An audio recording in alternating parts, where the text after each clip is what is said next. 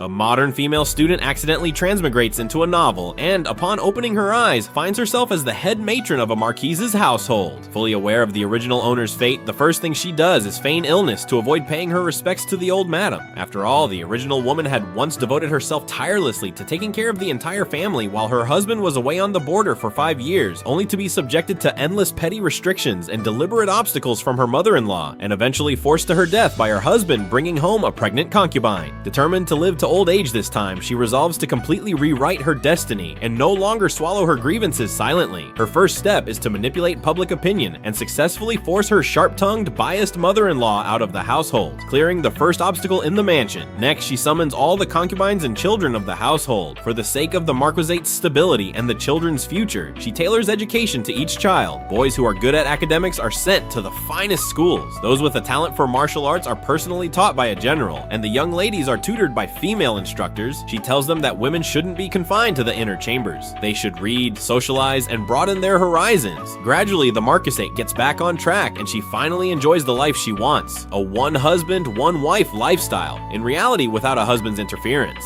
But her peaceful life doesn't last long. Her husband, who has been away on the frontier for 5 years, suddenly writes to say that he has taken a new concubine and plans to bring her home by the end of the year. Whereas the original wife would have been heartbroken, she is completely unbothered and even takes the household's concubines to a social gathering of noblewomen. To prevent the new concubines from being bullied, she introduces them warmly at the start, jokingly calling one her wife and the other her lady, making everyone laugh and earning praise for her changed demeanor. To keep the event lively, she teaches the noblewomen to play cards, letting the new concubines assist, creating a warm camaraderie. The noblewomen, eager to win, even compete to have the concubines help them, making the gathering lively. Later, still not done playing, she stays up late with the concubines for more card games, enjoying the company of the soft, sweet concubines and hoping such days will last forever. When her husband finally returns home, the concubines, worried she might not feign affection, smear a handkerchief with onion juice to wipe her face. Seeing this, he feels guilt-ridden, thinking his wife misses him dearly, but in reality, she only feels disgusted. The man smells of sweat and she can't wait to get away, calling the children to distract him. Yet the pretense of warmth is short-lived. A heavily pregnant woman steps out of her husband's carriage, immediately demanding to be treated as an equal wife and boasting of her hardships on the frontier. Calm and unfazed, she refuses even to acknowledge this woman as a concubine and simply walks away. Her husband, helpless, has no choice but to settle the woman in a remote chamber as a concubine. That evening, as soon as he sits down, she scolds him sharply, listing her years of managing the household, condemning his carefree indulgence outside and neglect of family. Knowing he is in the wrong, he dares not argue and retreats to the study to sleep. Once he leaves, she immediately replaces all the bedding he touched, showing her disdain openly. Soon after, the Marquisate receives the greatest news. 2 young masters of the household pass the preliminary civil examination, ranking highly. Overjoyed, she immediately arranges for fireworks, charity in the city outskirts, and free medical services at Jinling Temple, quietly accumulating merit for her children, while happily preparing to celebrate with her family. At that moment, concubine Jiang goes into labor. Putting the bigger picture first, she immediately sends some old ginseng from the storage to help. The maids plead with the Marquis to visit the birthing chamber, but he uses the excuse of entertaining officials and delays until the very end. She, having just finished sending off the congratulatory officials and still immersed in joy over her son's success, is informed that concubine Jiang is in distress and needs more ginseng. However, when the maid brings the ginseng to the chamber, she sees concubine Jiang holding the newborn, kneeling before the Marquis, begging to have the child registered under her name. To make matters worse, the Marquis forcibly brings the child to her, insisting it be recorded under her as his legitimate son, attempting to claim the heir's status. All the pent-up grievances and disappointment explode at this moment. She is utterly disillusioned. The promises made at their marriage have all been broken. Her biological sons succeed in exams, yet the Marquis never once celebrated. Now he favors concubines and even tries to take the heir's status for a concubine's child. Unable to bear it, she slaps him loudly in front of everyone. The ousted Marquis stumbles out in a daze, while the household's children and concubines rush in to check on her. The Marquis finally realizes that he is the one who has become superfluous.